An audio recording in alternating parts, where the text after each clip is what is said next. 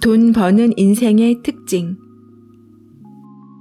공급을 시도하는 삶을 살면 돈이 벌리고 소비를 시도하는 삶을 살면 돈이 사라진다. 아무것도 하지 않으면 아무것도 일어나지 않는다. 다만 늙어갈 뿐이다. 공급을 하기 위해서는 손님이 있어야 한다.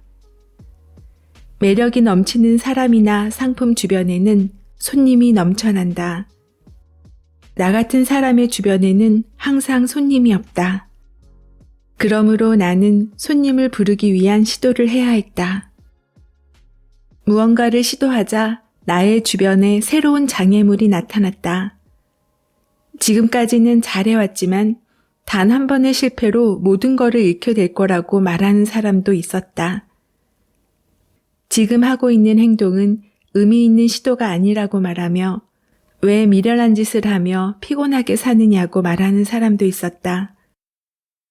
저 사람들은 내가 시도해서 성공하면 자기보다 앞서 나갈지도 모른다는 상대적 두려움 또는 시기심의 발로에서 저렇게 말하는 거야. 스스로를 토닥이고 타인의 비아냥을 억지로 외면하면서 계속 시도했다. 그렇게 더 앞서 나가기 시작할 때는 실력이 있다기보다 꼼수를 부렸다거나 단지 운이 좋았다는 평가를 들었다. 너의 능력이 뛰어난 것이 아니라 동전 던지기를 잘했을 뿐이라고. 맞는 말이다. 운이 나쁘면 동전 던지기를 해서 100번 연속 뒷면이 나올 수도 있다. 그러나 영원히 뒷면이 나오지는 않는다. 그래서 나는 무한한 실패에도 쓰러지지 않는 규모를 생각했다. 언제까지 해야 할까? 몇 번쯤 시도해야 할까? 이런 질문이 부질없다는 것을 알았다. 기대값이 명확하다면 행운이 올 때까지 해야 한다. 다시 시도하는 데 필요한 것은 돈과 시간이다. 시간은 매일 24단위가 충전된다. 살아있는 한 시간은 무한하다. 이제 남는 것은 무한히 할 수 있는 돈을 어떻게 공급받을 것인가 하는 문제다. 그래서 나는 월세 투자를 하기 시작했다. 지금은 월세로 매달 700만 원 정도의 수익을 얻고 있다. 월세 수익에서 생활비를 제외하고 매달 100만 원짜리 새로운 시도를 할 수 있다. 자유, 돈으로 산다. 과감히 사표를 던지고 비행기에 몸을 싣는다. 야근과 주말 근무에 시달렸던 나에게 자유를 주고 싶다. 한적한 유럽의 시골길을 달리고 싶다. 자전거를 타도 좋고 걸어도 좋다. 자유를 마음껏 누리고 싶다. 돈으로 자유를 살 수 없다며 회사를 그만둔다. 그러나 사실은 돈으로 자유를 산 것이다. 그동안 일을 해서 돈을 벌었기에 여행 경비를 마련할 수 있다. 또다시 여행을 떠나려면 돈을 벌어야 한다. 사랑, 우정, 행복 등 돈으로 살 수 없는 것들이 많다. 하지만 가난한 사람들이 더 사랑이 넘치고 더 행복하다는 증거는 어디에도 없다. 특히 자본주의 사회에서는 말이다. 우리는 왜 돈을 벌까? 여러 가지 이유가 있겠지만 자유와 기회를 얻기 위해서다. 부모님 집에서 독립하려면 당장 집을 얻을 돈이 필요하다. 수중에 1,000만 원이 있을 때와 1억 원이 있을 때 선택의 폭은 천지 차이다. 돈을 벌면 처음에는 행복감이 증가하지만 어느 구간을 넘어서면 행복감이 줄어들게 된다. 그렇기에 돈에 집착할 필요가 없다고 말한다. 그 말에 동의한다. 나 역시 월 순익 1,000만 원을 달성했을 때와 그 이후 돈을 더 많이 벌었을 때 기쁨의 정도가 달랐다. 이 부분에 대해 짚고 넘어가야 할 점이 있다. 같은 액수의 돈이라도 노동을 해서 번 돈과 사업을 해서 번 돈, 이자로 벌어들인 돈의 가치가 다르다는 것이다. 그 돈을 벌기 위해 자신이 가진 것을 얼마나 투입했는지, 어떤 리스크를 안고 벌어들였느냐 하는 것이 가치에 포함된다. 내가 사업으로 월 순익 1,000만 원을 번 것과 부자들이 아무것도 하지 않으면서 자본소득으로 벌어들인 1,000만 원이 절대 같을 수 없다. 나는 미친 듯이 일해야 1,000만 원을 벌 수 있지만 부자들은 가만히 앉아서 숨만 쉬어도 그 정도의 돈이 들어온다. 내가 사업으로 월 1,500만 원을 벌고 부자들은 월 이자로 1,000만 원을 번다고 해도 마찬가지다. 단순히 액수만으로 비교할 문제가 아니다. 이것을 모르고 부자들처럼 소비하는 것은 어리석은 짓이다. 돈을 벌어들이는 구조 자체가 다른데 말이다. 돈을 많이 벌어서 세금을 내야 할 때면 그냥 쓰는 게 낫다는 생각이 들 때도 있다. 하지만 세금을 내더라도 돈을 모으는 것이 낫다. 그래야 가만히 앉아서 이자로 돈을 버는 단계까지 갈 수 있다. 사람들은 누구나 행복해지기를 원한다. 하지만 돈이 없어 굶주리는데도 행복할 수 있을까? 자본의 제약을 없애는 것이 내 삶의 제1 목표다. 금전적 자유가 보장된 상태에서 내가 하고 싶은 것들을 하고 오롯이 내 삶에 집중할 수 있는 자유를 얻고자 하는 것이다. 비록 나는 누리지 못할지라도 내 자식에게는 진정한 자유를 물려주고 싶다. 그러기 위해서는 근로소득이든 사업소득이든 자본소득이든 계속 만들어야 한다. 그 시기가 언제쯤 될까? 은행의 원금 보장 상품에 모든 자산을 넣어두고 기준금리 수준의 이자만 받고도 행복이 최대화할 수 있는 수익 구간은 어느 정도일까?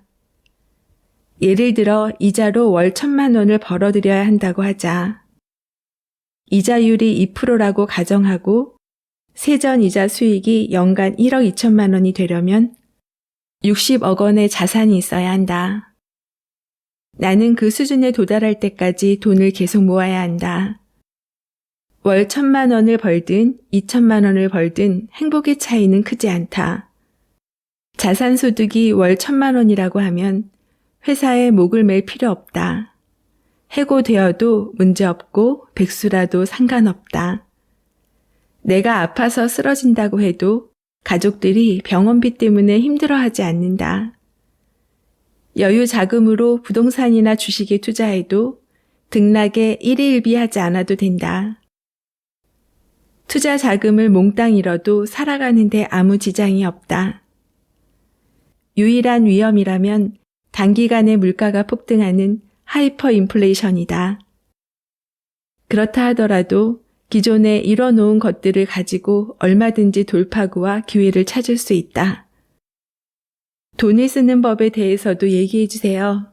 어떤 사람은 이렇게 말한다. 하지만 나는 아직 멀었다. 이자로 월 1,000만 원을 벌어들이려면 순자산 60억 원을 모아야 하기 때문이다. 매달 2천만 원씩 모은다고 해도 25년이 걸린다. 60억 원도 이자율 2%를 가정한 것이다.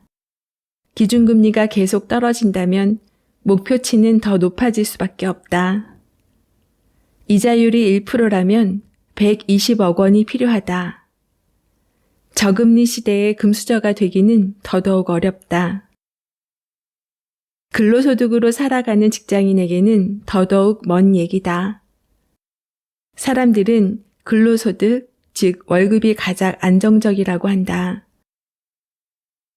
하지만 사실상 리스크가 가장 크다. 아무리 월급을 많이 받는다고 해도 아파서 쓰러지거나 경기 불황으로 수익이 급감해서 회사가 망할 수도 있다. 무엇보다 시간은 노동자의 편이 아니다. 나이가 들면 회사에서 나가야 한다. 내가 개인 사업을 하는 이유도 근로소득의 리스크에서 벗어나기 위해서다. 지금은 어느 정도 안착 단계에 올랐다.